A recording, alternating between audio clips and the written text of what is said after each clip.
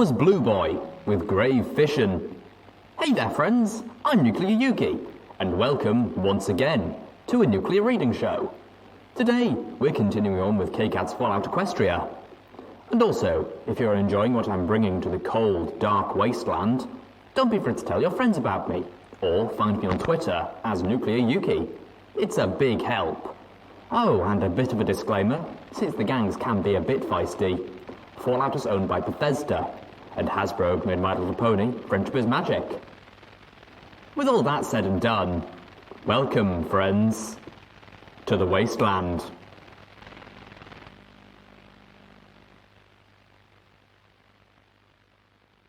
Chapter 39, This Coming Storm, Part 2. Zebra potions! The elderly Pegasus insisted proudly when Calamity rather bluntly asked about his longevity.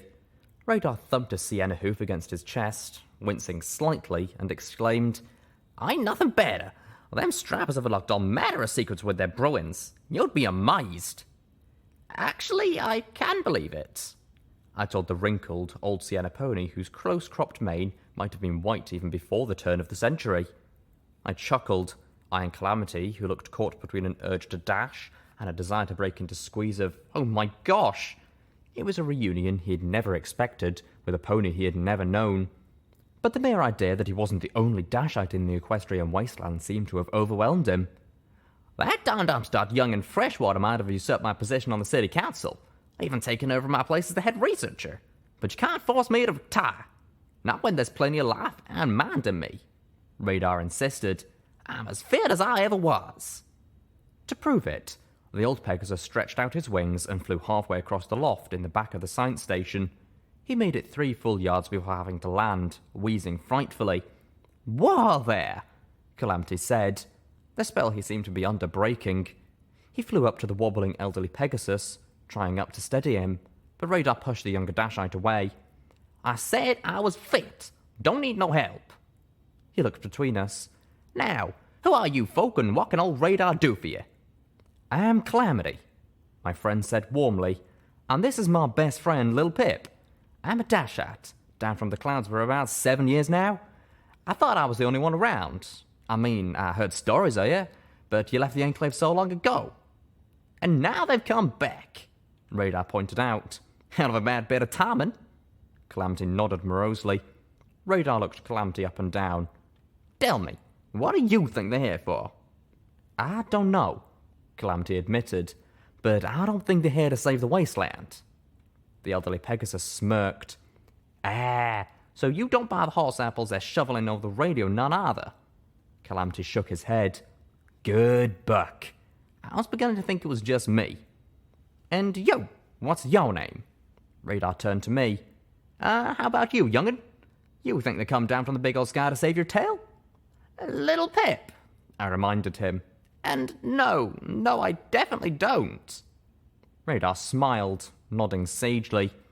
"Well, where I see it, it's got to do with the Sustainable Pegasus Project. That's the key to the Enclave's power." "How so?" I asked. "Agriculture, you silly corn," Radar stated. "Without the towers, the Enclave can't feed the ponies.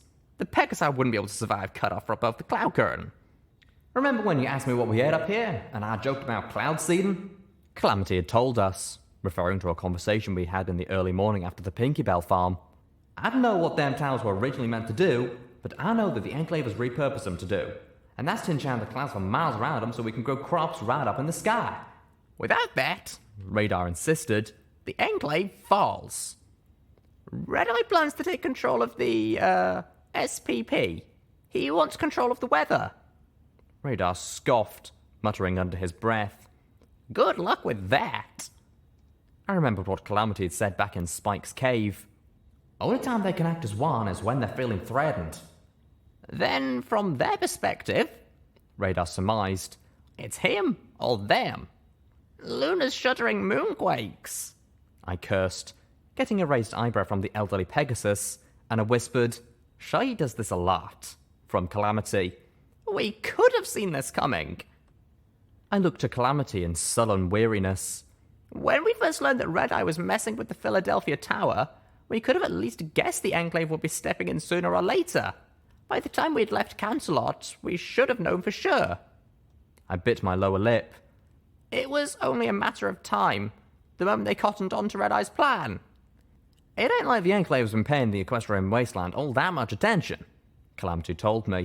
At least it never seemed like they did to me. Few scouting parties every year. Wait! Radar suddenly flew up to me, his snout pressing against mine. You said your name was Littlepip. Yes? I stammered, taken aback. You ever been to the Ministry of Awesome? For the ground amount the Enclave tore all catalog down from the mountain?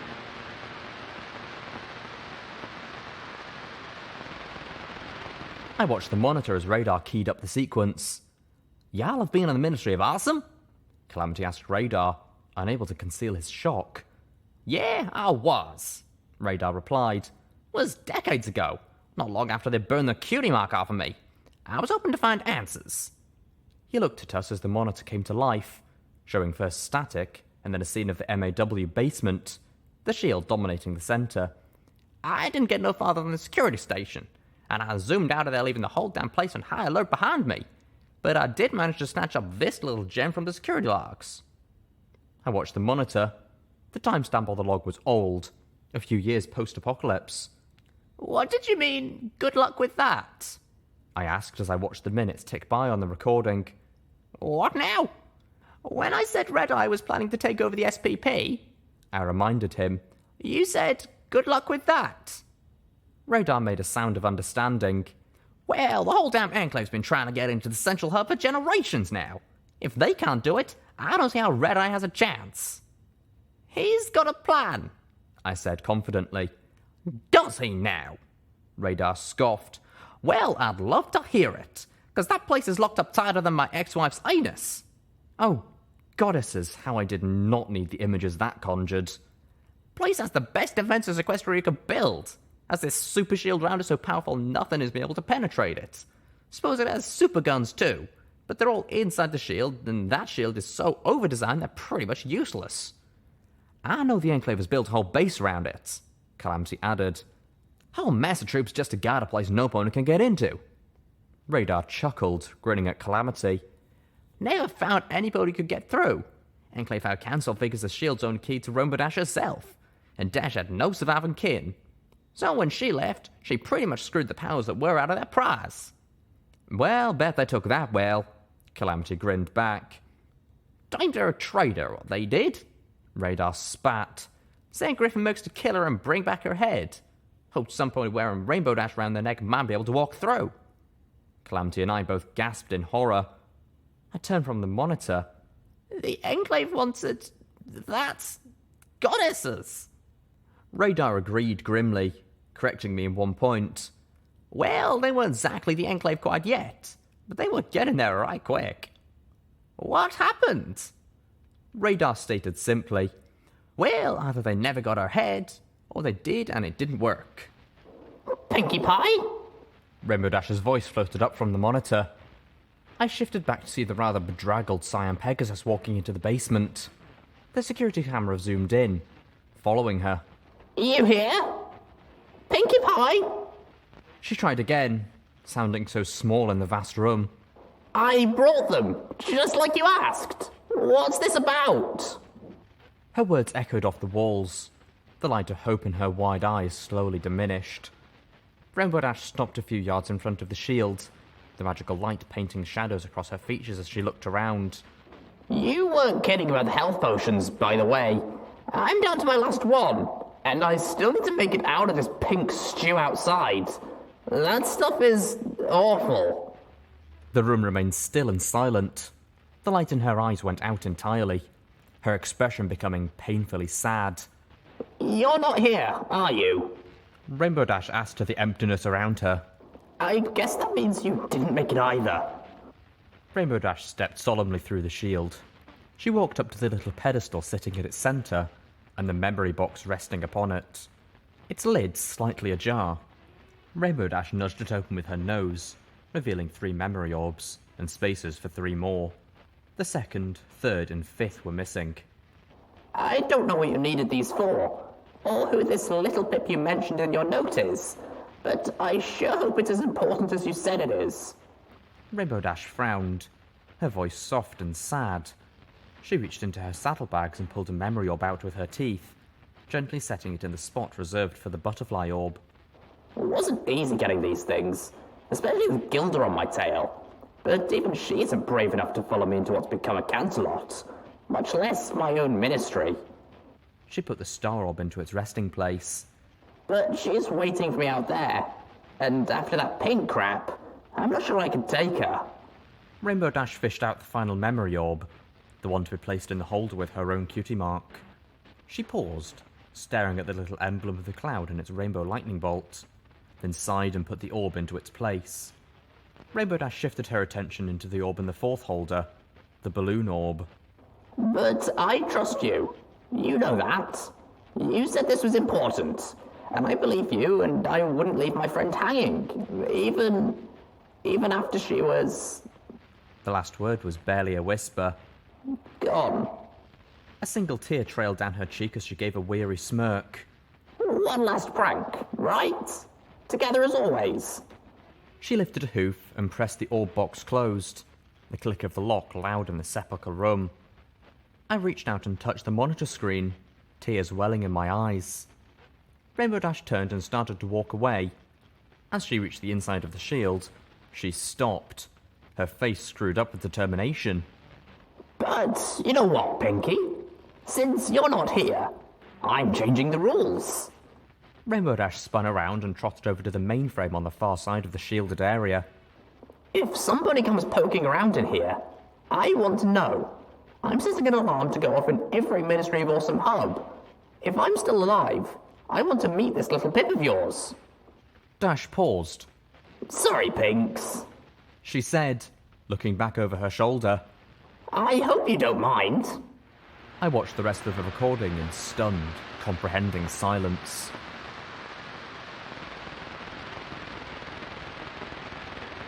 Friendship City rose above us, concentric rings of stores and homes, connected by walkways and platforms that span out from a central spiraling stairwell, ascending through the chimney-like open space, like a plume of smoke rising to the head of the Pony of Friendship. Crowds of ponies moved up and down the spiral stair, diverting onto the catwalks and merging with the traffic that surrounded the layers of scavenged material structures built into the interior walls of the massive statue. A city built from junk, a fair portion of it pulled from ships which had sunk in the harbour. A small forest of support beams further congested the lower levels. Ponies gathered around a watering hole called Sparkles, run by a friendly but slightly frazzled mare with the cutie mark of a sparkle collar on her flank. Her assistants moved between tables nearby, taking orders and delivering homogeneous deep-fried foodstuffs. From a radio nearby blared the sound of heavy horns, marching drums and rumbling thunder. Enclave music. Ponies stopped to stare at us as Calamity and I walked through Friendship City. Conversations died on unfinished sentences. For once, their gazes weren't oppressing me. It was the presence of a Pegasus in their midst that snatched their attention. Invariably, their eyes would quickly search out Calamity's flank. We no longer wore the anti-radiation barding, having left it with one of Dr. Freshwater's more amiable assistants. Without barding or battle saddle, Calamity looked strangely naked beneath his Desperado hat. At the sight of Calamity's Dashite brand, nervous faces broke into smiles. We were soon mobbed by strangers wherever we went, all offering friendly greetings to my Pegasus friend and his little mare companion. I had garnered no attention at all until two Friendship City guards approached wearing heavy barding and cheery pastel colours that closely matched their manes. "Welcome to Friendship City, Calamity." One of them smiled, offering a hoof. Word of our visit had spread faster than the crowd had allowed us to travel. "And you must be the stable dweller that DJ Pone 3 keeps cheering.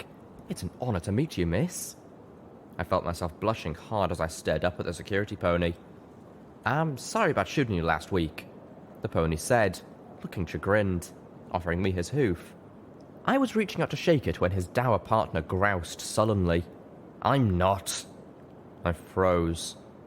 The guard looked to his partner in dismay, but the other guard pony stood her ground. "She shot those old parents right in front of them," she said, glaring at me, "with bullets of fire." My hoof dropped back to the scrap metal floor. "They call you Hellmare, you know," the guard glowered. "The kids."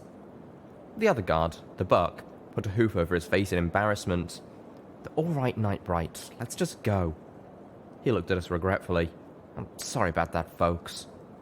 As the two guards moved away, Nightbright looked back over her shoulder and mouthed slowly, "Bullets of fire."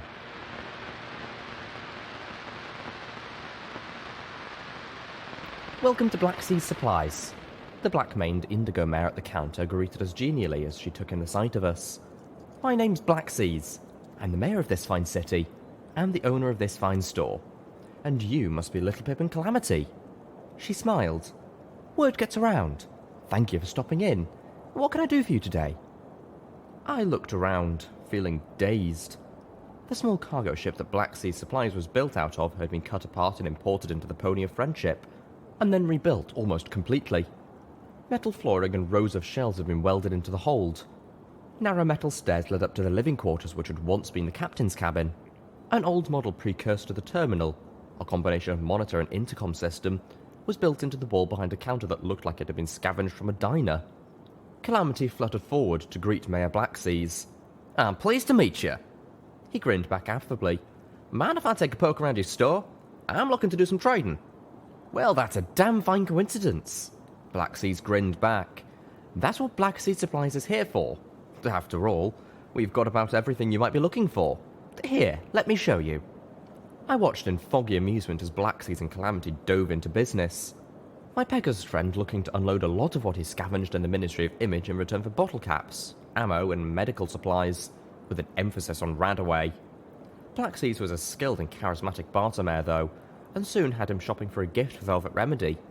Something to touch her heart, a reminder that there was really good in ponies worth fighting for. My thoughts were still drowning in the cold reminder of Arbu, leaving me detached from my surroundings and the conversation in front of me. I barely reacted when the door opened and an arsenic-coloured stallion brushed by, carrying a walking stick in his muzzle. I only reacted when the stick transformed into a magical energy blaster and he fired it at the mayor. "Taught her hello!"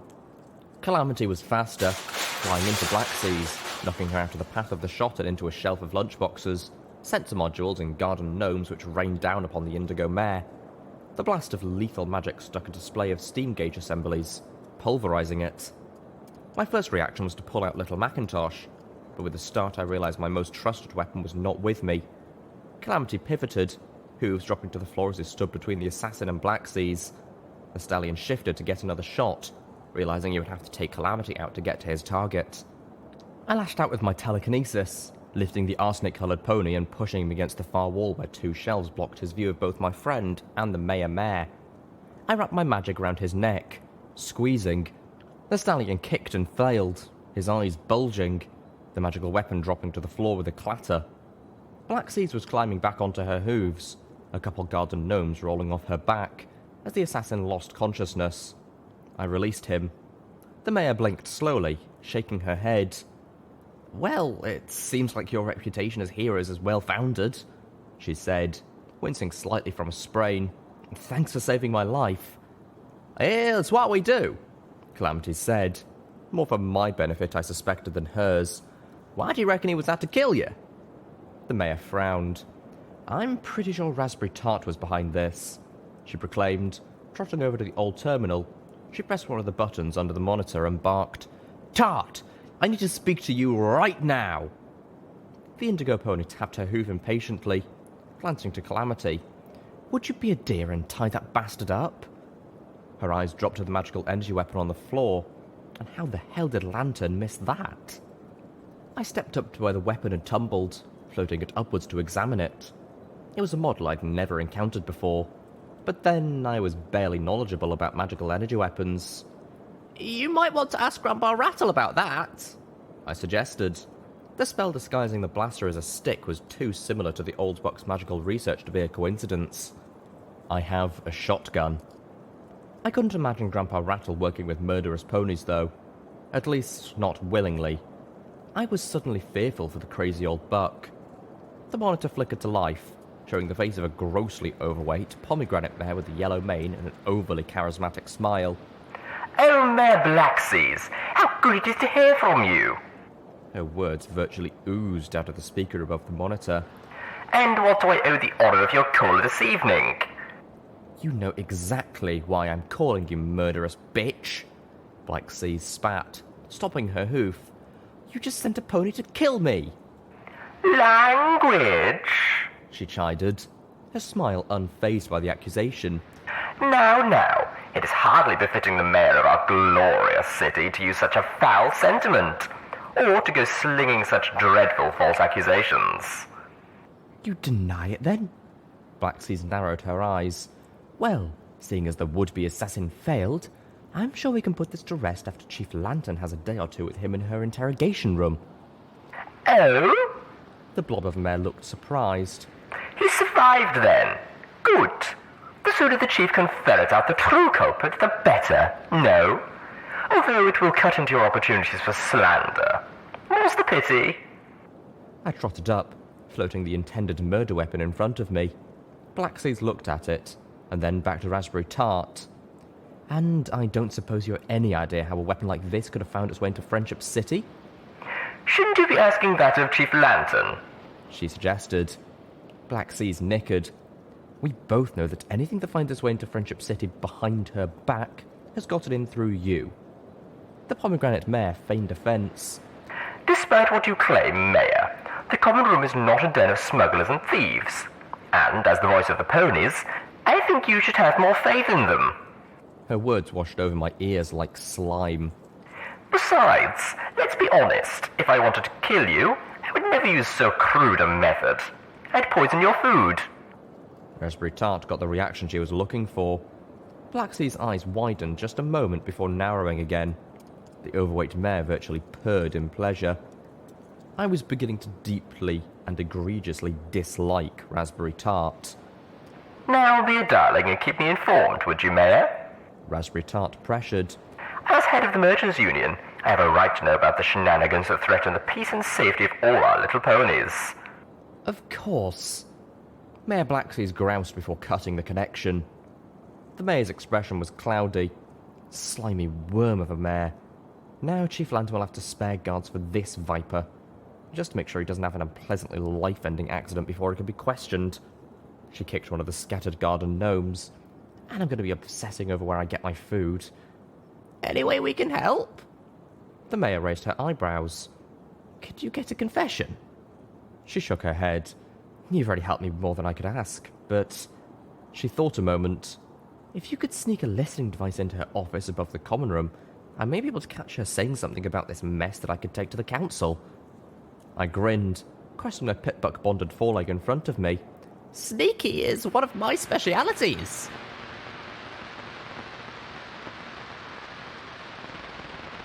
My plan was simple. I'll use my stealth bug to turn invisible, slip past Raspberry Tart's guards and defences. Even if she's in the room, I'll be able to plant the listening device and get out unnoticed. I looked down at the MG Stealth Buck 2 set into my pit leg. I'd already used it to get in and then out of Tempony Tower. The device hadn't had much time to recharge, but if I moved swiftly and all went well, I would only need about 10 minutes. I don't like the timing of this, Calamity said, flying over me as I pushed my way through Friendship City towards Sparkles. My innards had stopped queasing after Lifebloom had purged me of taint, and over the last few hours, my stomach had begun to rumble, reminding me that I hadn't swallowed anything other than water and Radar.They in days. At least half of my weakness was from starvation. You think the attack on the mayor has something to do with us? I asked. Calamity had echoed my own concerns, for the attack to take place right after we walked into the store was a hell of a coincidence, and I was growing unfond of coincidences. Well, no, Calamity admitted. Not us particularly. Between Red-Eye and the Enclave and the death of the goddess, there's just too much going down right now for me to believe this is all just happening now by chance. He let out a growl of frustration and dropped in defeat, hanging limply from his wings. Hell, for all we know, the Hellhounds might be plotting this. Pony nap and coercion ain't exactly outside their limited vocabulary. So this could be my fault, I moaned, staring at the floor. Add it to the list. Hi now. Calamity perked up, landing in front of me. None of this is your fault, girl. Red-Eye's been plotting against the goddess and the Enclave since long before y'all stepped out of that stable. He argued with confidence. I was working on ways to get into the Ministry of Awesome, and chances are he had already found one. He did already have griffins to help shut down the security systems, All y'all did was bump up the clock on the Enclave's arrival, and I reckon that's probably a good thing if it throws a bump under Red-Eye's wagon.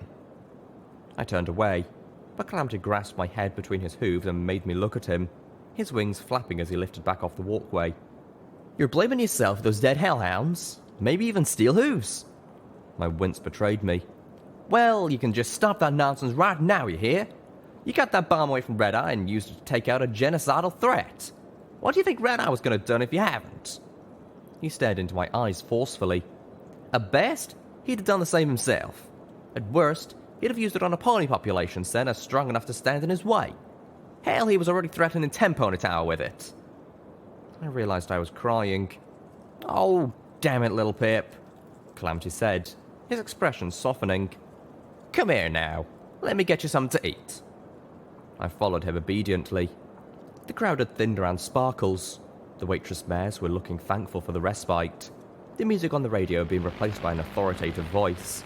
Colluding with a monstrosity in Splendid Valley which called herself the Goddess. This goddess was the mother of the horrific alicorns who have been tormenting the Equestrian wasteland, endangering the lives of all good ponies like yourselves. But the fiendish plot of Red-Eye and the goddess made the murders at Alicorn Hooves and magic pale in comparison. My face slapped into Calamity's backside as the Pegasus stopped abruptly, his ears up, listening. It was their intention to rip you from your homes and from your families, to force you into enduring agonizing, tangerine transformations that render you into a mindless slave. Red-Eye and the goddess have been working together not to just take your freedoms and your lives, but to annihilate individuality and to devour your very souls. I stumbled back, shaking my head, and then joined Calamity, wondering what the Enclave was up to. If they thought the goddess was so bad, I whispered to my friend, why did they try to ally with her? Naturally, the Grand Pegasus Enclave could not let this stand. We may have been gone a while, but we have not forgotten our unicorn and earth pony brothers and sisters, and we were not about to allow these abominations to violate and destroy all of you. This is why we detonated a mega spell beneath the home of the goddess, the Maripony facility in Splendid Valley.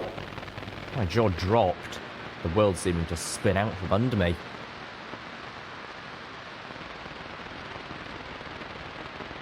Who the hell are you? Raspberry Tart spat as she saw me. What the hell are you doing in my loft? And how did you get past my guards? I had planted the littering device and been halfway out the door when the stealth bug died. The tub of pony flesh wobbled about to face me from her place on the lounge bed behind her desk. Gizmo, get in here! I felt a pony move swiftly behind me, blocking my exit. Gizmo, escort our uninvited guest out, the bulbous pomegranate mare requested of the stallion behind me, preferably through a window. Wait, I said, thinking swiftly. I'm here about the contract on Black Seas. Raspberry Tart raised a mocking eyebrow. What contract? I remember you. You were standing in the background when our good mare called me up to start slinging accusations. She hefted up one of her slab-like hooves, signaling the stallion behind me to wait. What do you want? The gaze in my head spun. The pony who tried to kill the mayor was sloppy and stupid, and now the mayor trusts me. I gave her my best conspiring smile. I could do the job easily, and correctly, but it wouldn't be cheap. Raspberry Tart sighed. Do you really think I'm that stupid? Do you really think you could pull the wool over my eyes that easily? I found myself picturing an attempt to cover her with wool, the rolls of fat, the massive jowls. Not enough sheep in the world, I muttered aloud before I could stop myself. She rolled her eyes. You know, I really don't like being insulted, especially not from home invaders. Gizmo, tear the little pony's legs off, would you? Oops. I cantered, circling to see Gizmo. My eyes widened as I took in the surgical scars and the mechanical wings. Gizmo was a cyber pony, almost certainly a refugee from Stable 101. Gizmo spun, spreading out his wings to slash at me. I dodged to the side, the blades of those wings whisking through the air inches from my eyes. I couldn't guess if those cybernetic wings would actually allow the Earth Pony to fly like a Pegasus, but the feathers were razor sharp. Gizmo somersaulted, his wings lifting and slicing through the air at me as I dove for cover, casting about for something to use as a weapon. Gizmo spun again and bucked, turning the chair I'd moved behind into a battering ram that knocked me over. My armor took the blow, leaving me winded but unhurt. "Gizmo, stop playing with your food," Raspberry Tart ordered lazily. "Just finish her already." I scrambled for the door. Gizmo jumped up onto a couch and leapt into the air, spreading out his wings. Maybe he couldn't actually fly with them, but they allowed him to glide. He swooped across the room and landed on me with all his hooves, driving me to the floor. I focused, my horn glowing. I was weak and weaponless, but I'd fought my way through Canterlot, damn it. And Old Olney. There was no way I was going to fall to some 2-bit crook's augmented mook. I felt a hoof pressed down on the back of my head as Gizmo shifted so he could angle a wing at my neck. Then I heard the squelching sound as I telekinetically drove my screwdriver down his ear and into his brain. Gizmo collapsed off me, twitching. It took him almost a minute to die. Pushing myself back up, I turned towards Raspberry Tart. "All right, shall we try this again?" "Or I could just finish you off myself." "I don't think you could," I snarked. "I'm not a pie." My horn glowed as I levitated Gizmo's body, pointing one of his razor wings towards her broad throat. "Now, one last time." Raspberry Tart took fresh stock of me. "You might just be useful after all."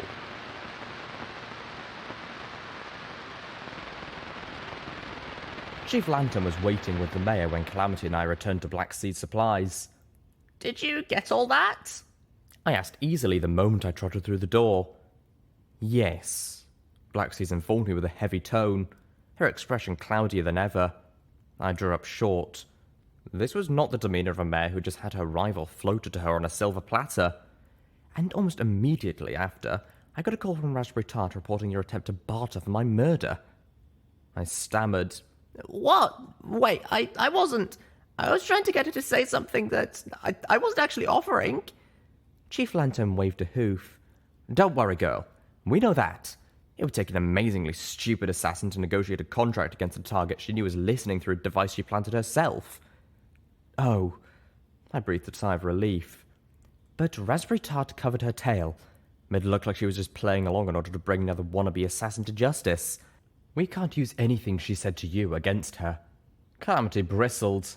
"Well, how about her sicking that somepony on Littlepip?" "You were invading her home," Chief Lantern told me. "Anyway, it doesn't matter now," Mayor Blackseas claimed. "We've got bigger problems." Calamity whinnied. "What now?" Mayor Blackseas moved over to the terminal. Just after she called us, Raspberry Tart made another call. She pressed a button. An unfamiliar stallion's voice sounded through the speaker. "Hello? Who is this?" "Well, hello to you too, darling."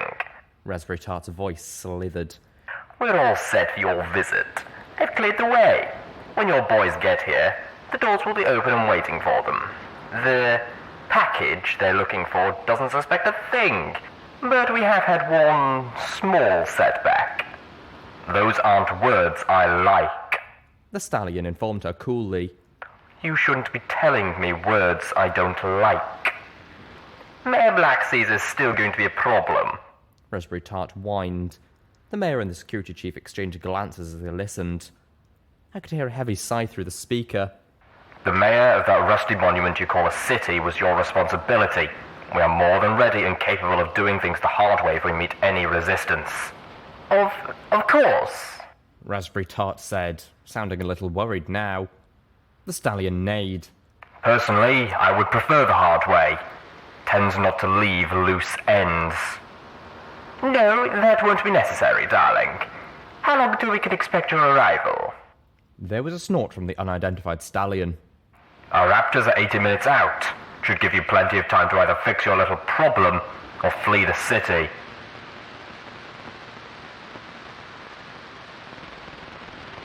The Enclave was coming for Friendship City.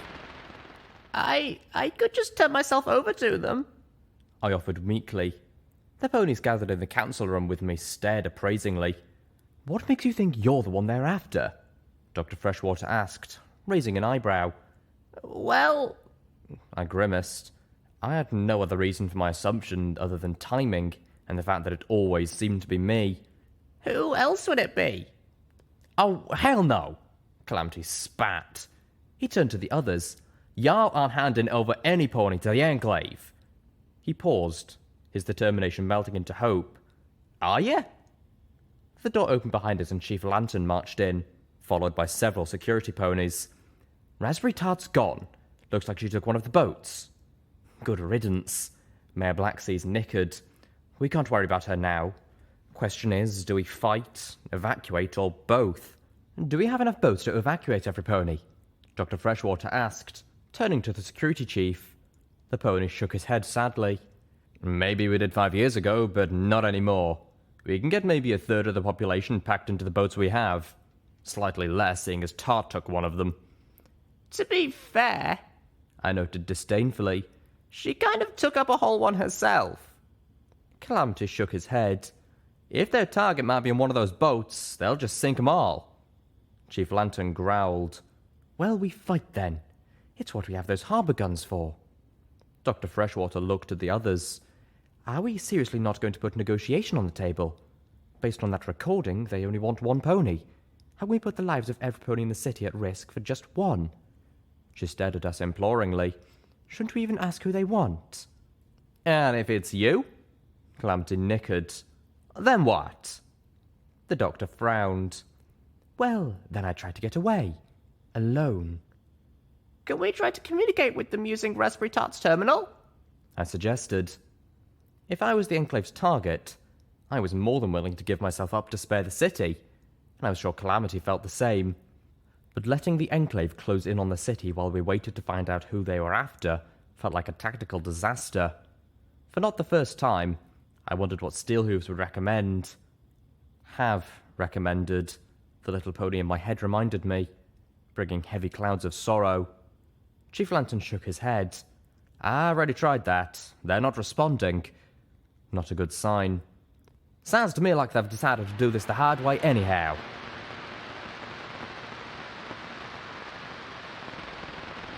I turned on my Pip-Buck radio, listening to the Enclave's overriding broadcast in my earbloom. I didn't expect to glean any real clue as to what they were up to, but I felt I'd better start keeping appraised of what they were saying. For the moment, I was only getting dark, funeral-esque marching anthems. Steelhooves' funeral had been this morning.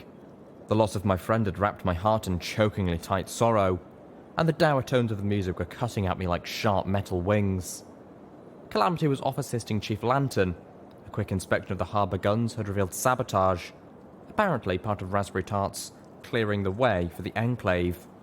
The damage had been inexpert, and Calamity was certain they could have at least half of the harbour guns working again before the Enclave arrived, but they had to work fast.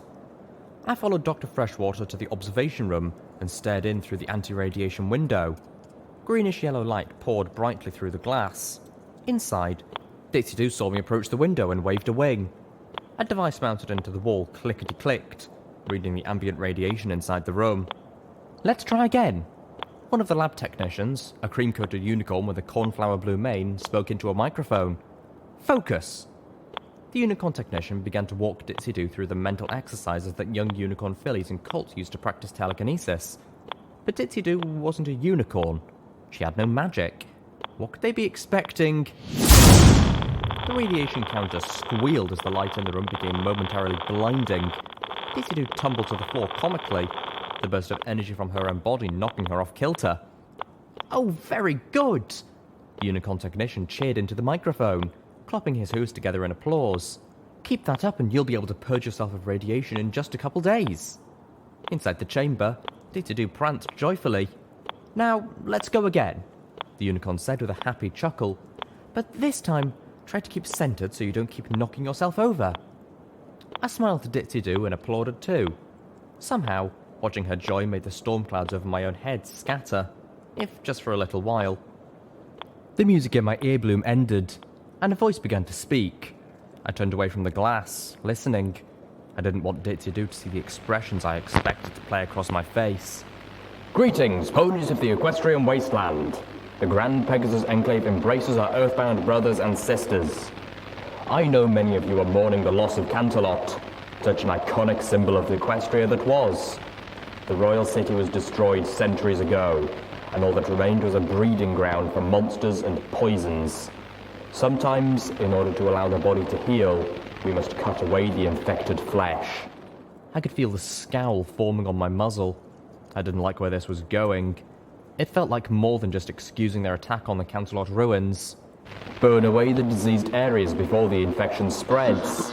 I winced as a blast of static cut through the broadcast, nearly making me kick off my earbloom. Good evening, children! DJ Pone 3's voice burst over the airwaves. It's me again, your old pal DJ Bone 3, coming to you from a secret location somewhere in the Equestrian Wasteland. You didn't think I'd abandon the Equestrian Wasteland just because of the Enclave, did you, children? Now, old DJ Bone 3 ain't got a lot of time before Big Sister Enclave shuts this down, so let's get right to it, shall we? That's right, it's time for the news! Yes! The little pony in my head was bouncing around gleefully. Yes, yes, yes, yes, yes! Now, first up, the truth about what went down in Maripony. Now, I've got my information from irrefutable sources here, children, and I've got to admit, the Enclave is right about one thing. The goddess was as big as bad a threat as they're making her out to be. But that's where the truth stops and the lies begin. Irrefutable sources, I assumed, meant she'd been watching from the towers. But wait. Now, I don't know what the Enclave were at Maripony for, but it sure as hell was not to take out the biggest threat the Equestrian Wasteland has ever known. No, that deed was performed by none other than your and my favourite heroine, the Stable Dweller. My ears were burning, but I was too happy just hearing Omarge's voice, disguised as it was, to mind. And the bomb she used to do it was the very one Red Eye was threatening Tenpenny Tower with for weeks. Turns out, our heroine talked Red Eye into giving up his big trump card. Oh, irrefutable sources. Omarge had watched my memories. So that casts serious doubt on the whole Red Eye Goddess alliance the Enclave has been spouting off about. They're lying to you, children. Plain and simple. Now, DJ Pone 3 still doesn't know what they're up to, but I can tell you this. The Grand Pegasus Enclave are not your friends. Now keep an ear out, because Another burst of static and DJ Pone 3's voice was gone.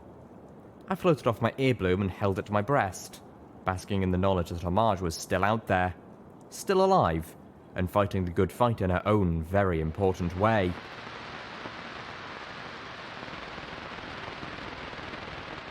Attention, citizens of Friendship City! The armor-altered voice boomed over the city's public address loudspeakers. We are here to take into custody a Pegasus wanted for crimes against the Grand Pegasus Enclave. His name is Radar. You can recognize him by the following brand on his flank. I stared up at the nearest loudspeaker, a grey box attached to one of the support beams outside Sparkles. I had just made it to the watering hole and was waiting for Calamity's return when the Enclave announcement started. I checked my Pitbuck's clock. The Enclave was early. We almost had 20 more minutes. The mayor had made her own announcement, urging ponies to return to their homes less than 10 minutes ago. Mayor Blackseas had called it an exercise, knowing that the panic would cost lives. But an exercise didn't have a lot of motivating power. The central chimney wasn't anywhere close to being cleared. Our raptors were nearly 80 minutes out, but their armoured troops were much faster. Failure to produce this Pegasus and turn him over to the Enclave will be considered an act of collusion. Prompt compliance will be rewarded. Refusal will be met with force. The ponies who had stopped to stare and listen began to panic. Ponies began racing up and down the stairs, pushing into each other. A cobalt-coated buck screamed as he was knocked over the railing, falling 3 stories to slam heavily into the ponies racing about the floor below. Somewhere, the voice of a scared foal cried out. I launched out of my seat, looking around for the source of the voice. With a bang, the doors into the central chimney swung open, and the nightmarishly armoured forms of 4 Enclave Pegasi moved in, their scorpion-like tails curling slowly, their antenna-like integrated weapons of their Enclave armour pulsing with coloured light.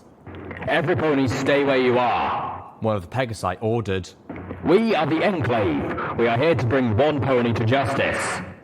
Many ponies stopped, frozen in their tracks.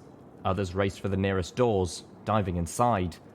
I could hear the foal crying under the thunder of hundreds of frightened whispers. We will be searching the premises. The Pegasus informed the crowd. Do not attempt to hide. Do not attempt to flee. Do not attempt to interfere.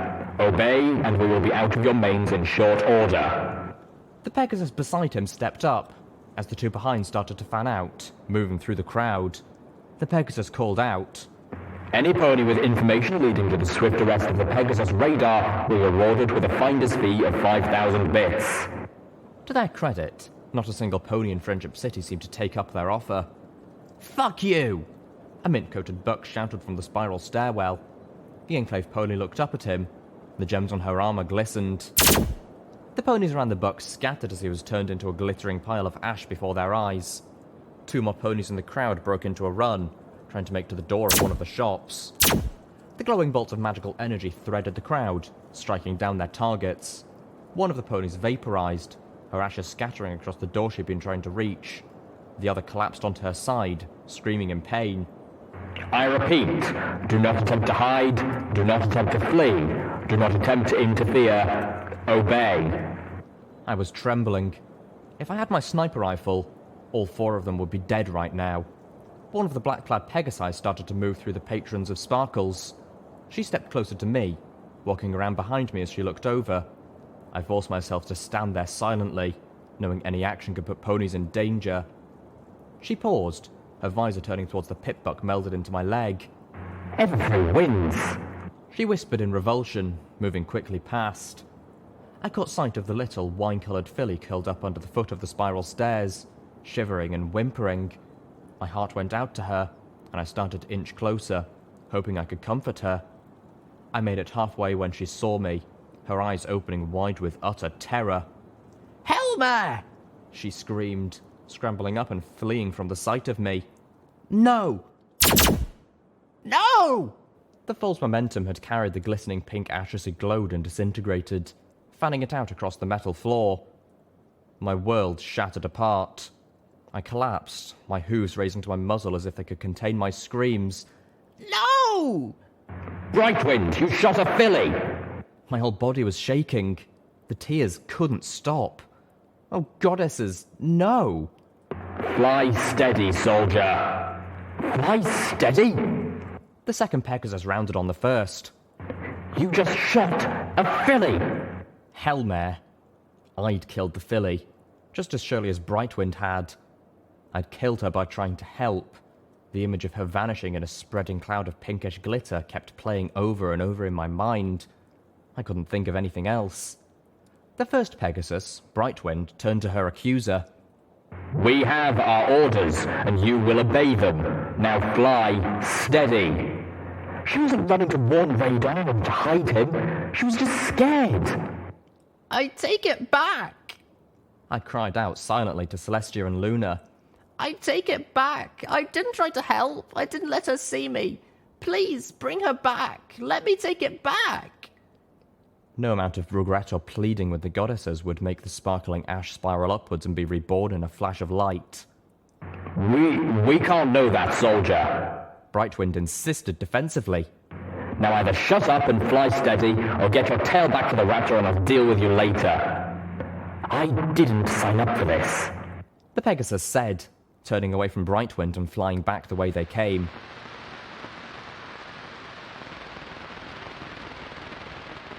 The thunder of the harbour guns signalled the arrival of the raptors. Friendship City had not given up their resident Dashite. The Enclave began a full attack at the 69th minute mark. I had crawled over to the ashes of the Arbu filly, gathering them together with my telekinesis. That's as far as I'd gotten when Calamity had found me, flying in and loaded down with all of our weapons. Littlepip, what are you doing? He shouted as a lancing blast of crimson magical energy speared through the upper levels of the Pony of Friendship, slicing through ponies and catwalks. The Pegasus grabbed me, dragging me away as chunks of walkway and scaffolding came raining down. I couldn't find anything to put her in, I said, looking up into the eyes of my friend, showing him the glowing ball of ash wrapped gingerly in my magic. It was so small, it seemed hardly enough to have been a filly. Calamity sat me down in the shelter of the sparkle as another blast from one of the raptor's magical energy cannons burned a hole the size of a chariot through the side of the statue, engulfing warm smiles in. If there were any ponies inside, they were incinerated within seconds by the fuchsia-coloured flames. Calamity looked at the ash I was holding, his bewildered expression shifting to wounded understanding. He looked around and dug an empty sparkle cola bottle out of the trash bin. Here, Littlepip. put her in here. My world had become that ash. With a gentle reverence, I magically funneled the filly into the bottle. It glowed a soft, off-pink. I floated out a bottle cap, screwing it on tight. Okay, Littlepip, she's taken care of, Calamity was telling me. Now, I need you back. I know it's hard and I know it hurts, but we need you here and now. I stared at him, wondering how he could be so close and yet so far away. Did you understand me, Littlepip? All around us, ponies were fleeing in terror, trying to get to the exits. They didn't care that there weren't enough boats. The thundering of the harbour guns was thinning out. Calamity slapped me, hard across the face with his forehoof. I gasped, lifting a hoof to my cheek in surprise. I could hear screams and nearby explosions. Pony's lives are counted on you, Littlepip, Calamity said, drawing my attention to a focus. You've gotta pull yourself together. Hurt tomorrow, help today. I slowly nodded, coming to my senses like a swimmer fighting her way to the ocean's surface. Packing the bottle of ash in my saddlebags, I looked at Calamity. What can I do to help? Calamity smiled, looking ready to collapse in relief.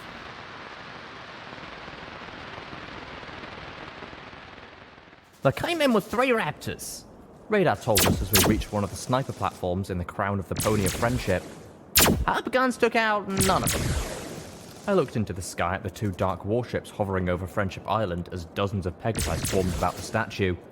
Chief Lantern and 2 security ponies fired at the attacking Enclave soldiers as quickly as they could find targets, ducking behind low barricades as the Pegasi returned fire. Beside me, Calamity swiftly assembled Spitfire's thunder. Cannons of the left raptor flashed, sending magical energy blasts into the statue, tearing through its reinforced copper skin and into the city beyond. The other raptor floated impassively.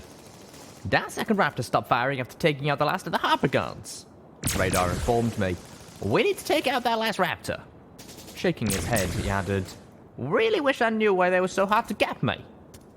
Radar looked at me apologetically. I would have gone out myself, but Freshwater wouldn't let me, threatened to shoot me if I did.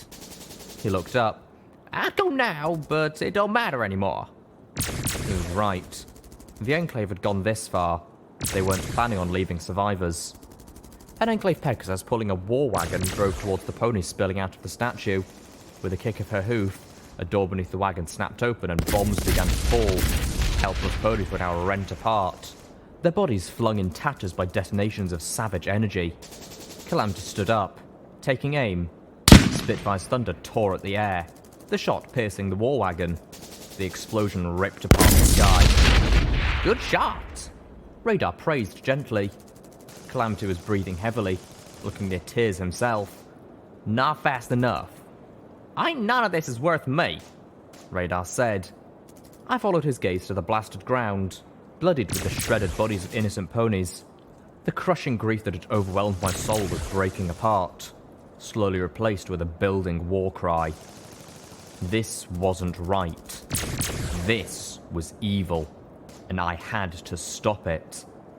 I think you can turn this whole thing round if you shut down that last raptor, Radar reported. I'd do it myself, but... He looked down. Not as fit as I used to be. Looking up again, he added, And not a word of that to Dr. Freshwater, you hear? We'll do it, I told Radar. Turning to Calamity, I have a plan.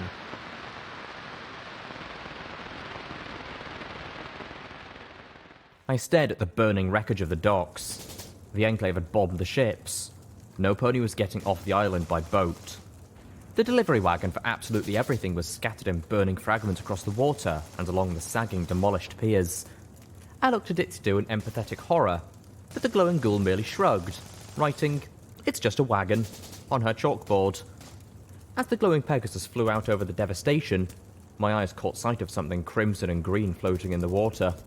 A pony's forehoof, bloody and ragged. A memory bubbled to the surface of my brain. Help me! Ambrosia had rasped. She'd been dying inside her armor, pinned by part of the terminal bank, half sunk in the tainted water that was spraying into the room, her body already twisted and malformed. I hadn't been able to reach her. I had barely been quick enough spreading Zenith's goop over the ragged stump of my hind leg before I had bled out. I downed every healing potion I had. The loss of blood had left me so weak and dizzy I couldn't levitate anything heavier than one of the coffee cups. My blood had left a wet crimson river pouring out from beneath the slab that was holding me down, flowing into the tainted water, making it pink in the light of my pitbuck. Help me. She had whimpered, her voice filled with torment. Please, kill me. I'd wanted to. For the love of merciful Celestia, I'd wanted to. But shy of trying to beat her to death with a coffee cup, there'd been nothing I could do. Then a voice in my head reminded me that that wasn't true. There was one thing I could do. I remembered focusing my magic, lifting up her visor. Her eyes hadn't been in the right places anymore. Only one of them, engorged and strange, had stared out at me, tortured beyond the telling of it. As I stood near the docks, watched that bobbing, severed hoof, I recalled thinking, Maybe not a sword, but there is enough blood for a dagger. The memory broke, leaving me shaken. I tried to dredge up what had happened next, but there was only blackness where the memory should have been. It took her less than a minute of fluttering about the debris and floating crates before her friend the ghoul returned to me, her eyes looking in different directions, a smile on her muzzle and a stealth buck in her hooves. I shook myself from my morbid reverie and added the stealth buck to the other equipment I had acquisitioned. I shuddered. What had happened to me that I could look at a poor pony's dismembered stump and not want to scream? The Equestrian Wasteland had poisoned my soul. Above us, the hostile raptor fired a blast at the crown of the Pony of Friendship, engulfing one of the sniper platforms in deadly magic.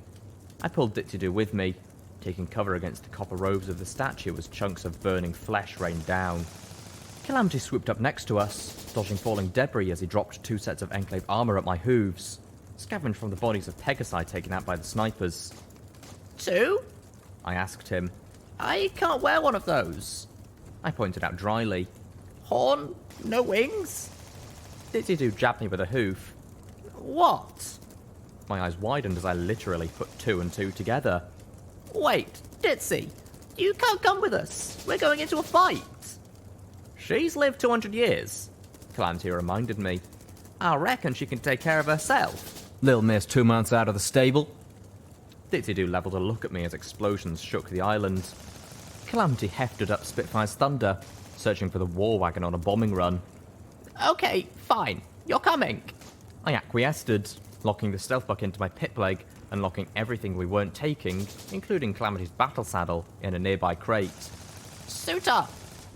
Ditzy Doo gave me a one-hoofed salute and started dressing, hiding her brilliant, ghoulish body completely inside the black insectoid armor.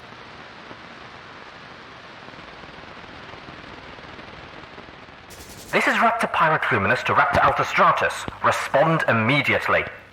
As Calamity and Ditzy Doo, disguised as Enclave soldiers, flew us closer to the black maw of the attacking raptor's hangar, my pip-leg latched onto a new signal, one which wasn't playing the Enclave's continuous public broadcast, and decrypted it. I found myself listening to the Pegasi's inter-warship military frequency. This is Commander Thundershare of the Raptor Pyrocluminous to Commander Icebreak of the Raptor Altostratus. Why have you stopped firing?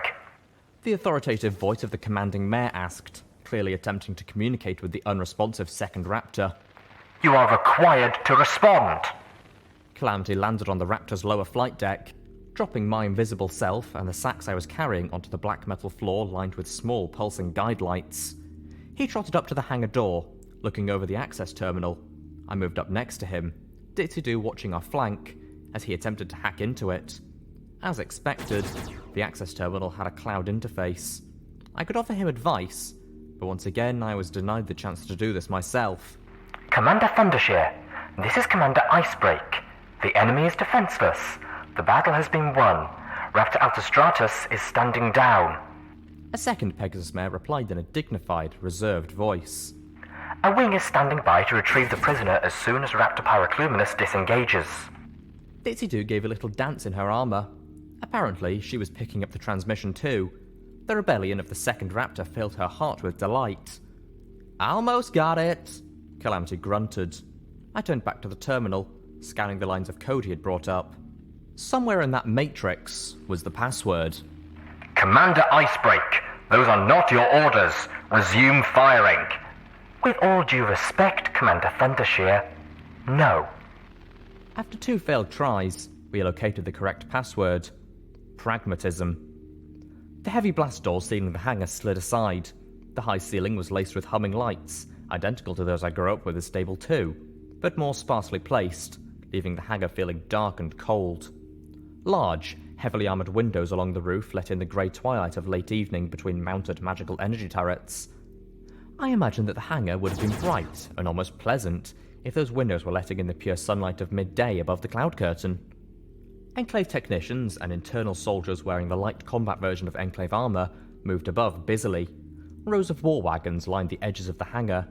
Red fireboxes were mounted at intervals along the walls. Racks of bombs stood between the observation windows at the far back. On the other side, Enclave officers split their attention between watching the hangar and monitoring the war chatter. Damn it, Icebreak!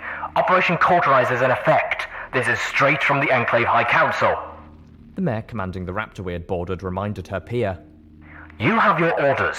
Now lock your targets and resume firing, or you or your entire crew will be guilty of disaffection. Ditzy Doo and Calamity had moved off together, moving like they had a purpose, like they belonged. So long as they didn't do anything suspicious, they should be ignored. Meanwhile, I galloped silently up to the first war wagon. I only had 1 standard stealth box worth of time to do this, and I'd already spent half of that just getting up here and inside. Raptor Pyrocluminous, the ponies of Raptor Outer Stratus regret to inform you that we will not slaughter helpless ground ponies, no matter what our orders say. I reached the first wagon and bucked the switch that opened its bomb door, floating 2 of the homemade bombs out of the first sack. I wedged them up next to the war wagon's payload. The bombs had been built using the schematics for the bottle cap mine that Ditzy Doo had given me. It felt like ages ago, but instead of cherry bombs and bottle caps, these lunchboxes carried explosive munitions used in the now destroyed, smaller caliber harbour guns. Mayor Blackseed had donated the supplies. Ditzy Doo had helped me make them. A lot of them. But... Commander Thundershear spluttered in disbelief as I moved to the next war wagon. By our great leaders, this is mutiny, Icebreak. Think about what you're doing. They'll have your crew for treason. There was no response from Commander Icebreak or the other raptor. I planted 2 more bombs and moved to a 3rd war wagon. Shadows played across the hangar. I looked up, watching through the ceiling windows as the huge magical energy cannons mounted on top of the raptor's top deck swiveled to the left. I could hear the barely mounted cannons still firing on Friendship City. Raptor Outer Stratus, this is Raptor Pyrocluminous. The commander barked. You will lock your target and resume firing, or we will fire on you. Finishing with the 3rd wagon, I dashed to the first of the bomb racks, setting bombs as quickly as I could. I spared a glance towards Calamity and Ditzy Doo. They'd been waylaid by an Enclave officer who was demanding something of our speechless ghoul. "She can't talk," Calamity was saying, prevaricating swiftly. "Battle wound to the throat." Beside him, Ditzy Doo nodded, eagerly backing Calamity's story. "Look, I'm her CO, so anything you need to ask her, you can ask me." The Enclave officer, a youthful grey buck with a black mane and a quill for a cutie mark, looked between my 2 disguised friends, insisting, "We don't have any soldiers on Raptor Pyrocluminous with that kind of injury." He stared at Calamity suspiciously. "And I don't recognize that accent. Where did you say you were from again?" Every pony in the hangar froze, turning their gazes upwards as Raptor Pyrocluminous opened fire on her sister. I scrambled to place my makeshift explosives on the 2nd and 3rd bomb racks. I was getting close to where the officer was interrogating my Pegasus friends. Calamity flapped his wings in irritation. "Look," he grumbled, "we're from the Outer Stratus. Command over there's gone disloyal. We got out while we could." "Well, that is to be commended," the buck told him, wrenching his eyes from the windows above. "But under the circumstances, I'm afraid I'm going to have to place you both in the brig until the battle is over." The young officer revolved in place, looking for the nearest soldiers. "Your loyalty will be determined by a tribunal once we're cloudside again." "Oh, hell!" Calamity hissed as he stepped back, striking down the officer with a sting of his armoured tail. Ditzy Doo backtrotted, her body language betraying shock. "Time to go!" Calamity shouted as bolts of coloured light whizzed throughout the hangar. The soldiers and defensive turrets reacting swiftly. I floated the signal detonator out next to me, dropping the sack of lunchbox explosives at the base of the last bomb rack, and galloped. Beams of magical energy struck at Ditzy Doo and Calamity, peeling away at their protective, magically powered armour. One of the shots disintegrated a plate of Ditzy's armour, the sickly yellow-green light of her irradiated ghoul body shining out of the hole in the black carapace. I kicked the stealth buck out of my pip leg, giving the turrets and soldiers another target. Thunder rumbled through the hangar from outside as one of the Pyrocluminus's cannons struck something vital in the outer stratus. Calamity and Ditzy Doo shot out of the hangar, several Pegasi in hot pursuit. I felt the first scorching blast lance off my Fetlock police armour, sizzling it. As I reached the landing platform, I wrapped myself in my magic, making myself weightless, and jumped. Beneath us, the canted form of the wrapped Altostratus was bellowing smoke, its left side thundercloud dispersed. Gaping holes glowing in its framework as it dropped slowly out of the sky. One of the Pyrocluminus's belly cannons swiveled and fired on the ruined warship as it crashed into Friendship Bridge, tearing apart catastrophically. I triggered the detonator. Behind me, light and heat erupted from the hangar of a Pyrocluminus, a draconic roar building with the cascade of explosions. A massive blast of fire buffeted me, sending me spinning through the sky. My magic imploding as the bomb racks went up like a volcanic Armageddon. Magical fire rending the Enclave warship in half. This time, it was Ditzy Doo who caught me. Her Enclave armor was perforated, her helmet gone. Glowing ichor seeped out of numerous painful wounds. But she was grinning, one of her eyes starting to stare at me as she gave a squeaky victory cheer. My heart lifted at her in jubilation, but then sank again as I looked out of the burning pony of friendship. The smoke of an incinerated city and murdered ponies blackly bellowing out of the glowing wounds carved by magical destructive energy.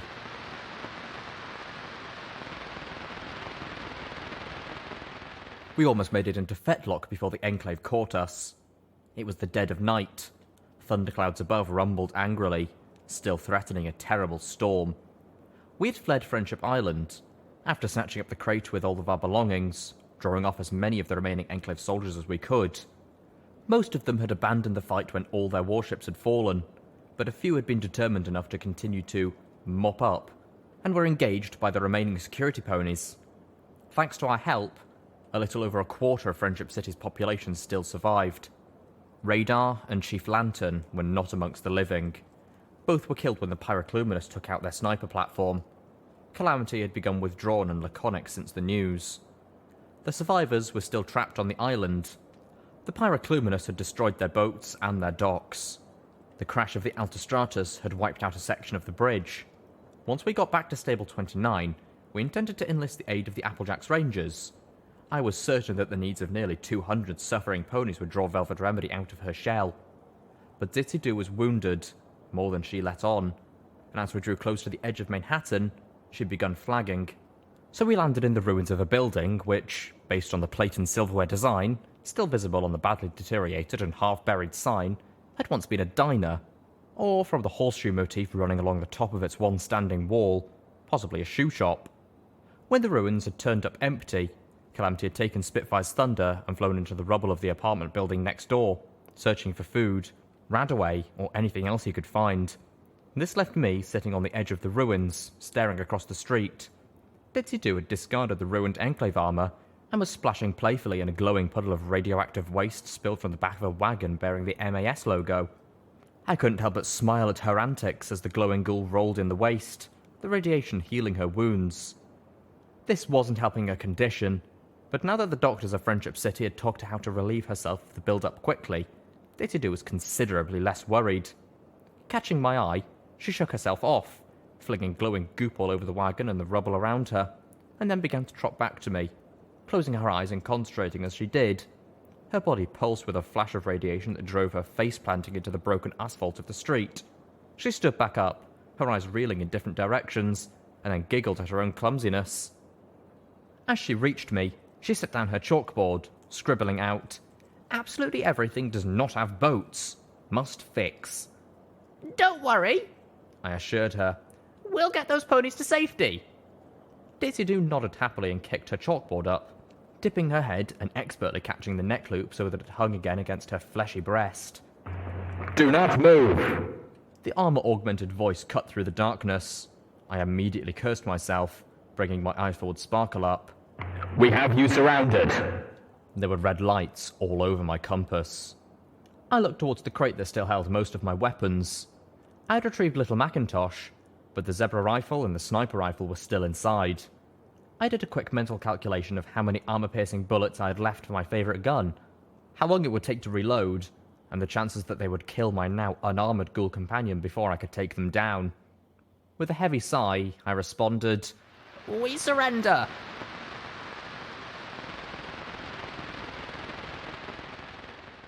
Ditzy Doo poked at the blue field of our magical energy cage with her hoof, making an ow sound, something she didn't need a tongue for. I stared through the field at the Enclave soldiers milling about outside. A technician Pegasus sat next to the terminal which controlled the energy cages. There were others, but ours was the only one occupied. I noted glumly that it had a cloud interface. Next to it was an Enclave crate where Little Macintosh was imprisoned. My pitbuck was clicking steadily. Being locked in here with Ditzy Doo was bathing me in radiation. I noticed gloomily that the scrapes and bruises I'd acquired in Friendship City were all fading away, and that my stomach was beginning to churn unpleasantly, threatening to divest me of my previous lunch. Poke. Ow!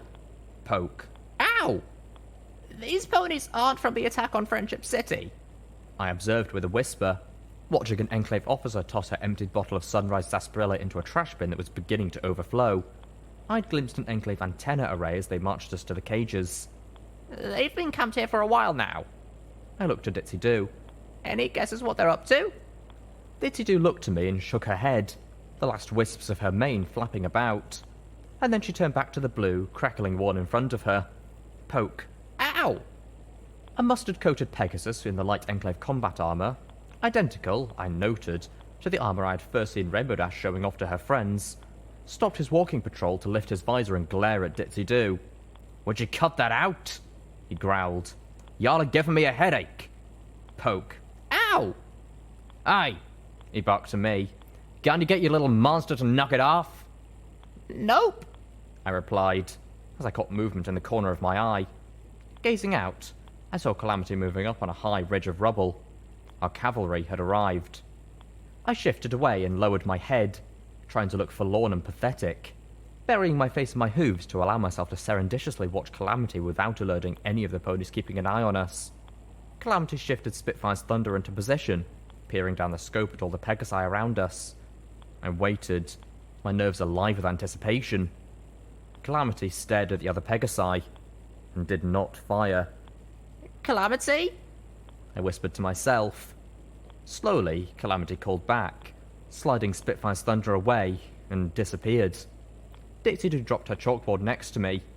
He isn't going to rescue us? Calamity?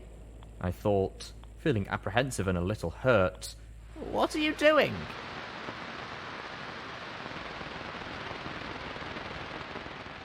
Two Pegasi in fearsome onyx armour marched Calamity into the camp at the tips of their viciously sharp tails. The rust-coloured Dashite walked in front of them, his wings held high. "Oh, damn it, Calamity!" Up you go! One of the Pegasi ordered as the technician lowered the field around one of the magical energy cages. She prodded Calamity up onto the platform. He cantered around to stare at her as the blue field washed up between them. I moved as close to him as our cage would allow. The shielded cage was beginning to feel uncomfortably warm. Calamity? I hissed. What? Calamity just looked at me sadly. "I'm sorry, Littlepip. I just couldn't." Even after what they just did? Are you serious? Calamity shifted uncomfortably and nodded, offering no explanation. But an explanation was forthcoming. Well, looky who we have here. It was the Pegasus buck who had growled at Ditzy Doo. He was trotting up, looking like a colt who had just gotten his cutie mark. "If it ain't my little brony." His little what now? "Hello, Pride," Calamity said dourly. "I see they're just letting any pony into the Enclave these days." Hi, the mustard-coloured pony hissed. "I ain't the trader here." no. Calamity jabbed. "Y'all are just washed out. 3 times, no less." You know him? I asked. Pride turned to me with a grin. "Oh, y'all friends?" He looked from Calamity to us and back in an exaggerated astonishment. "Well, what do you know? Little Calamity actually managed to make some friends." He rolled his eyes, adding, "A munchkin mare and a monster." Pride smirked at us. Y'all should really choose a better friend, the Enclave buck said nastily. Calamity here is a flying disaster. Leaning close to me just beyond the blue field, Pride nickered like he was about to tell me a secret. I stood up, glaring through the energy barrier at him. You know why Father named him Calamity? The buck asked far too loudly. Father? Pride was Calamity's brother? No wonder he wouldn't shoot. I suddenly flashed back to the first argument Velvet Remedy had with us about eating meat. Oh, we can eat meat alright. Just don't much like to. Ain't really good for our diet. Calamity had asserted. My brothers used to challenge me to hot dog eating contests, which mostly meant them shoving the disgusting things down my throat. Calamity's brother grinned maliciously, 'cause he killed our mother coming out. I dropped back on my haunches, the cruelty of Pride's claim knocking the wind from me. The little pony in my head cried at the pain such vicious words must be causing my friend. But Calamity only looked bored. That again? He drawled, unimpressed. You ain't seen me for 6 years, and all in that time you don't come up with anything new. The orange-maned Pegasus shook his head. Back when I was a black flag Carlton, all you would tell me was that, and I bawled for hours. But in case you haven't noticed, that was a long time ago, and I ain't a little foal no more. Pride sneered. Really? Strange. I don't see no cute mark on your baby brother. Calamity rolled his eyes. And you know why, he spat. The mustard-coated Enclave pony laughed, stomping a hoof on the ground. That I do. He peered into Calamity's cage at his little brother. And I should be thanking you. Branding that mark off your flags was my rite of passage into the Enclave. I reeled. Calamity's own brother had branded his cutie mark off. Then again, y'all should be thanking me. Pride snarked. Who wants a picture of a hammer on their flank anyway? He swiveled back to Calamity. Ow, that's got a sting. Knowing you abandoned your own kind, became a filthy traitor, and all you had to do was wait a few more years. My loyalty was, and always has been, to the ponies of Equestria. Calamity glared back. And my fault the Enclave's allegiance is on its head south. If they were what they pretended to be, they'd be down here with me. Still spotted them horse apples, little brother? Pride jabbed. Well, in case y'all missed it, we're here now. So, Pride, Calamity asked tiredly, what's this all really about? 'Cause it ain't the Grand Pegasus Enclave swooping to the rescue. I ain't seen a single civilian. This is a military operation, through and through. Pride nickered. Haven't y'all been listening to the radio? There's a bastard pony named Radar who's messing with shit that he ain't to mess with. You mean the Calamity quickly corrected himself. Sustainable Pegasus project. Yep. Something he did alert the higher-ups and they started digging into all the shit he's been doing with one of our towers. None too bright, that Red-Eye. Left all sorts of clues to what he's been dipping his hooves in. I frowned. Careless was not Red-Eye's nature. On the other hoof, if the Enclave could override DJ Pone 3's signal from the MAS EBS, they could very possibly be able to access things that Red-Eye reasonably expected to be secure. Or Red-Eye could be setting them up somehow. From what I saw in Friendship City, the Enclave was sowing the seeds of their own destruction just by being here. And that was before taking into account what my friends and I were going to do to them. And what's that got to do with them blasting the royal city off the side of the mountain? Calamity questioned. Why don't y'all just fly over and kill him? What's Operation Cauterize? Pride pulled up short. Where'd you hear that? I have my sources, Calamity said cryptically, holding a hoof to his breast. Pride glared at my friend for a good spell before finally saying, Don't do the Enclave no good to just kill the bastard. Even if we take him down, somebody else might step into his hoofprints and try to finish what he started. So what? They have to take out Red-Eye and Stern? To protect the Enclave and the Pegasus race, we gotta take out Red-Eye. Those who are told and any pony else who might know about the Sustainable Pegasus project. Pride stated firmly. I ain't get rid of the last Earthside hubs of the damn Ministry of Awesome, so no pony else can ever stumble across what Red-Eye did. Goddesses, that's why they were after Radar. He'd been in the MAW. There would be Enclave troops hunting us down for the same reason. The gears in my mind started churning. Amange was a target too. Who else? The little pony in my head started piecing together a picture that filled me with dread. The Enclave had tried to wipe Friendship City off the map. tends not to leave loose ends. The voice I now recognized as Commander Thundershear had said. He didn't want to just murder Radar. He might have told other members of the science team, and they might have told friends or family. In Thundershear's mind, the whole city was infected, and they all had to perish. How many degrees of separation before the Enclave wouldn't consider somepony a threat? How far were they planning to go? Y'all are talking about mass murder, Calamity breathed. I know why the Enclave thinks it can be Equestria's savior after this. His eyes narrowed, his gaze sharper than a dagger. But then, they don't have a plan on rejoining Equestria, do they? Pride gave Calamity a pitying look. So what's the plan then? Calamity stomped. The civilians gotta see something's up. The Enclave planning to wrap this up as a big scouting mission? Oh, we thought that maybe it's just time for us to descend. But after a prolonged aspiration, we realized that it just ain't feasible. Better wait another 200 years? Something like that, Pride said dismissively.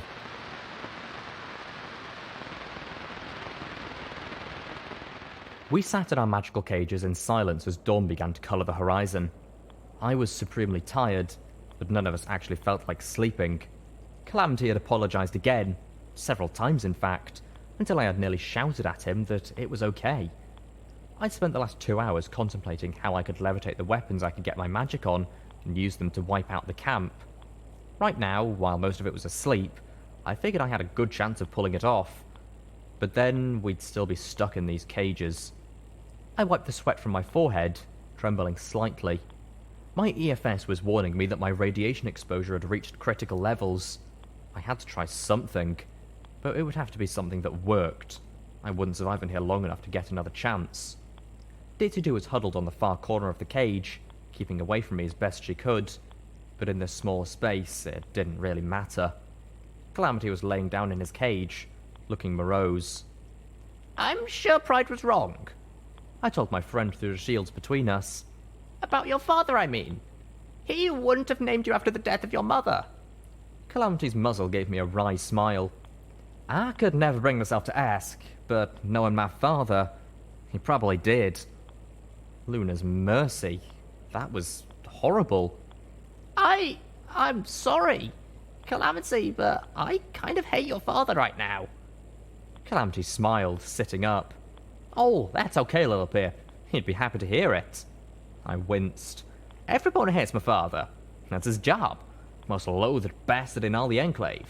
Your father is Enclave too? I breathed, my mind suddenly conjuring images of Calamity's father as a member of the Enclave High Council, possibly even the stallion behind Operation Cauterize. Goddesses, don't put Calamity through that. It's not fair. Yup, Calamity said, a grim smile playing across his face. Drill Sergeant at Navarro. He stood up, raising his wings and dropping his voice mockingly. A hammer? Your cutie marker's a fucking hammer? That had better be a hammer down your enemies, boy, or you'll be the sorriest excuse for a son that I ever did see. Wow. Calamity sat back down, chuckling a little despite himself. Yup, that's my dad. He shook his mane, looking at me. Any surprise how far of his bucks ended up in the Enclave? Suddenly, my mother felt like a blessing.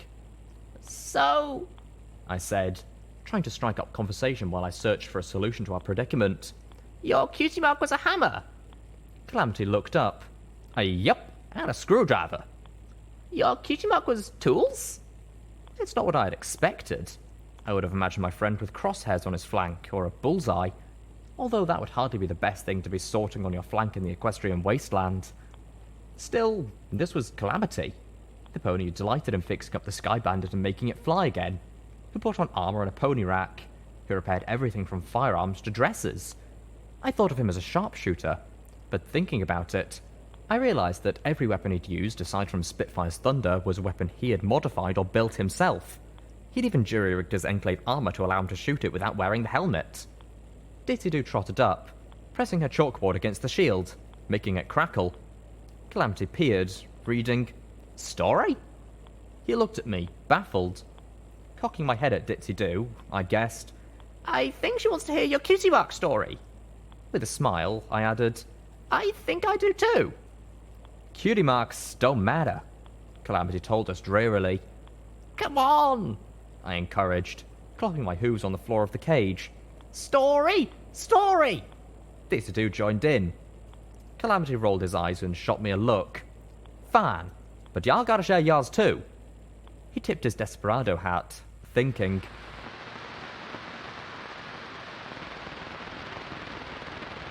When I was a little colt, Calamity began, all I wanted to do was make father proud of me, which was nearly impossible even for my big brothers.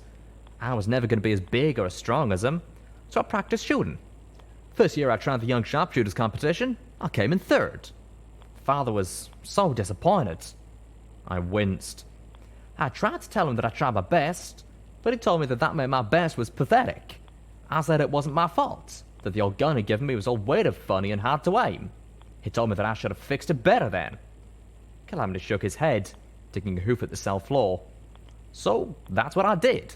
I spent all year tinkering with that gun, fixing the sights, building a custom muzzle grip, and a weight to the shoulder brace so it was more balanced. And next year, I placed first. Calamity looked up at me, tears in his eyes. That was the first time my father ever smiled at me. First time he ever told me I'd done good. He stared into the morning sky. The rising sun was painting the clouds with a glorious orange and pink and gold. When I got home and took off my competitor's burden, there they were, a hammer and a screwdriver. Best day of my life. He looked down, reaching back a hoof to ruffle his mane. Till I met you in Velvet, of course.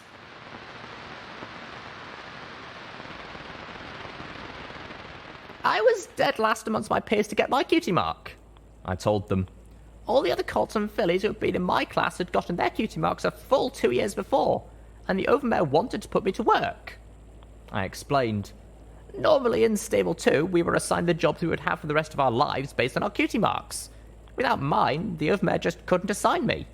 So she drew on some ancient bylaw created by Stable 2's first overmare, which allowed her to have me temporarily apprentice under a variety of positions until something sparked my cutie mark to appear.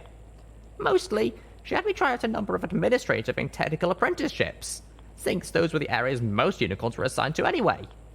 I looked down at the pit buck grossly infused into the flesh of my leg. We were supposed to get our pit bucks after we got our cutie marks and our job assignment. Biting my lower lip, I thought back. One day, while I was apprenticing with the head pit buck technician, a worried couple slipped into the pit buck technician's stall. Their son had gone missing, and he'd run off during his cutie mark party. Somehow he'd gotten himself lost in the stable and they couldn't find him. Calamity was staring at me, a little bewildered. He remembered how small and enclosed stables were compared to the outside world.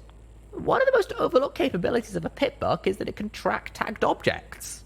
Mostly this is used for the automapper. My pit buck came loaded with a whole slew of preset location tags. I'm still getting surprised by occasional "you are here" messages on my ice forward sparkle. I smiled a little, remembering how astonished I was that my pit buck knew the name of Sweet Apple Acres. Every pit buck has a tag, allowing any pony with that tag code and another pit buck to locate them. My mentor was asleep, which was not uncommon for him, so I hacked into his terminal and downloaded the tag code for the colt's new pit buck into one of the new ones I'd been working on. I took the tools that allowed me to unlock it and put the pit buck on, bringing up an eyes forward sparkle for the first time. Keying the EFS compass into the colt's tag, I slipped through the stable until I found him. The colt had managed to get himself locked in the maintenance shed for the apple orchard. It was after hours and no pony had been around to hear his banging yelling. I didn't want to get the colt in trouble, so instead of fetching one of the gardener ponies, I picked the lock and got him out myself. I gave a weak grin. Of course, he went and told every pony how I had rescued him, and so I got in trouble for appropriating the pit buck and for picking the lock. But at least my mentor covered for me about the hacking, and the overmare wasn't going to press the issue, seeing as my new cutie mark dictated that I would be with him for a good long while. Smiling softly at the memory, I concluded, It was the first time I felt I'd ever done anything useful. Something really good.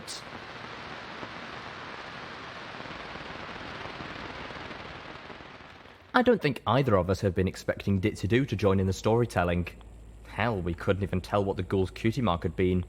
So both Calamity and I were surprised when the glowing Pegasus dropped her chalkboard at my hooves and prodded me to read, and then prodded me harder, reminding me to read aloud so Calamity could hear. It took a great many pauses while Ditzy wiped the chalkboard clean and wrote a few more words before her simple story was told. Uncle owned a moving wagon company. Uncle let me help. He didn't let me do much carrying. Said I was clumsy, but he let me ride around in the wagon and called me his little mascot. I liked it. It was fun to help ponies move into a new home. I like seeing them happy, especially families. Super especially when they had fillies or colts my age. Once, there was a family who was sad about moving. They had a little filly and a littler colt, but they were scared of me because my eyes were different. So I made funny faces and got them to laugh at me, and then they were happy. And then I took them back to where Uncle kept all the packing supplies. And I showed them the most fun thing in the entire world, bubble wrap.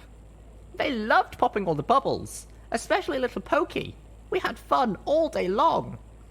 Uncle told me that was when I got my cutie mark, but I was having too much fun to notice.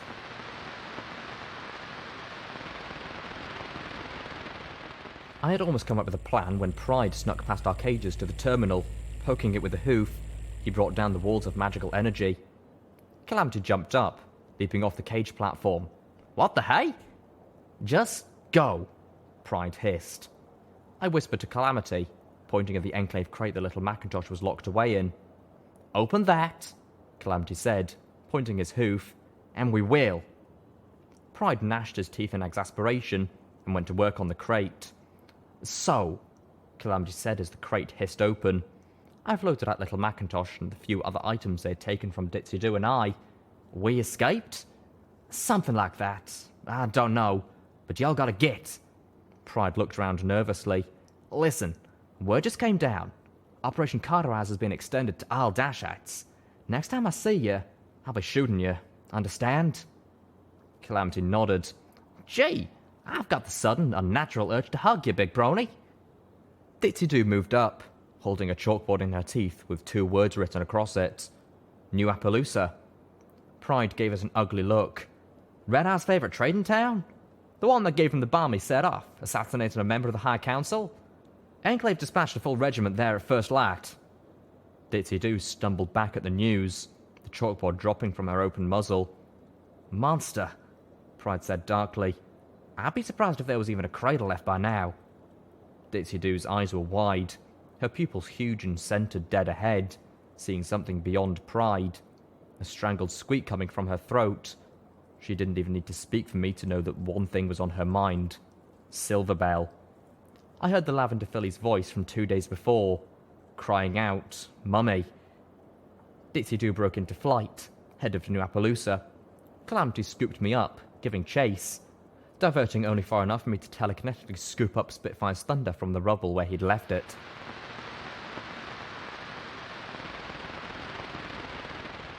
Four raptors were positioning themselves over New Appaloosa, squads of black-armoured Pegasi flying about the sky between them. The town was still standing, but we could see Enclave soldiers swooping to strike down ponies who were trying to flee the walls. Ditzy Doo pulled up, hovering in the air, a look of dismay etched upon her face. Calamity bristled, his eyes narrowing in anger as a Pegasus dove at a running mare, opening up with a rapid-fire burst of light that turned the fleeing pony into glowing blue dust. Damn it, Littlepip! We gotta stop this! He was near the breaking point. I could hear it in his voice. Before we could react, Ditzy Doo zoomed forward again, flying right into the heart of the Enclave forces. The Pegasi whipped about as the glowing one shot past them. They started chasing her, but quickly stopped shooting after their first blasts missed and hit one of the raptors. Calamity set me down and started off after her, but I grabbed him by the tail in my teeth. Whoa, that's suicide! I knew we were about to lose Ditzy Doo, and probably Zenith and Silverbell. I was be damned if I was going to lose Calamity too. We need a plan! Ditzy Doo had stopped in the centre of the Enclave forces. They had her surrounded, but they couldn't shoot without risking hitting their own. Several more armoured Pegasi moved in, their tails curling to strike as soon as they got within range. A burst of light and radiation from the glowing Pegasus sent the encroaching Enclave Pegasi reeling as Ditzy Doo almost shot straight up into the air, beating her nearly featherless wings as fast and hard as she could. The Enclave Pegasi gave chase. They started to fire again, but Ditzy Doo blasted out radiation, each time blinding her pursuers as it shot her up higher. Two of the raptors swiveled their topside cannons around, scorching the air with magical death, but the huge weapons were too inaccurate to hit their quickly ascending target. After half a dozen missed shots, They left the escaping ghoul to the black-armoured soldiers chasing her. The glow of Ditzy Doo illuminated a patch of dark storm clouds as she disappeared into them. Then the glow faded and she was gone. The ponies following her stopped, hovering in the air, and several began to turn back.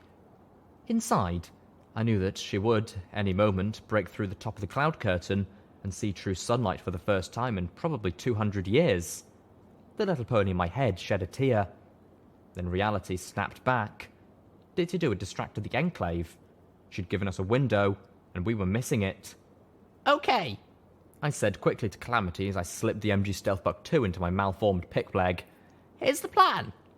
Whoa, Calamity said, looking up. I turned, following his gaze, as a spot of golden-green light dropped out of the clouds. I knew what it was, but I still lifted my binoculars to be sure. The first drops of the promised storm began to fall. Ditzy Doo had broken back through the cloud curtain, shooting past the top tier of the hovering Enclave soldiers before they could react. The ones who had started back down turned and sped in to catch her. The pulse of radioactive light and the black-armoured Pegasi spinning out of control as she shot ahead like a rocket. The other Pegasi were reacting now, chasing after her, firing beams of multicoloured light. Most missed.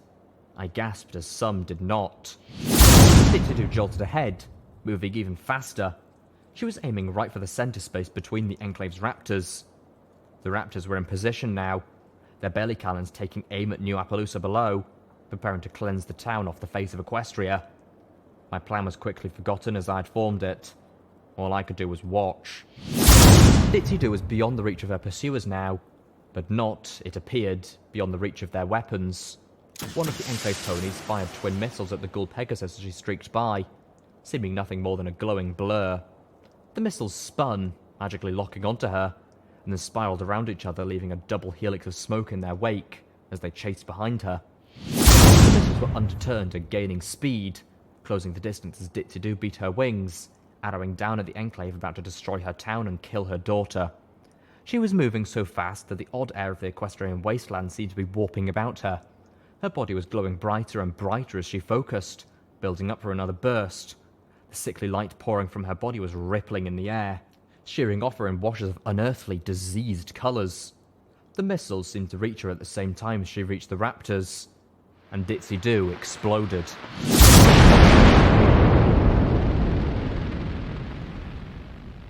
Footnote: maximum level. Quest perk added. Touched by Taint 3. Exposure to Taint has further altered your physiology. You are 20% faster and stronger whenever you're basking in the warm glow of radiation. Your action points regenerate faster and faster the higher your level of radiation sickness becomes. Your natural lifespan has increased dramatically. Motherfucking Enclave! It was about this time when they killed old Mixer down here in the south, leaving the station all to me. I missed that Pegasus, and guess all you do too. Now I'm reading about some of the shit that the Enclave did around Manhattan, and it makes me want to take this here pistol and go and shoot whoever's in charge over there myself. I'm angry, but we're nearing the end of Pip's story, and I'm mighty glad you've stuck with me this whole time. Now here's some music for you. The Dashite Song in memory of Mixer and all the other Dashites. I'll miss you, buddy. Enjoy, people.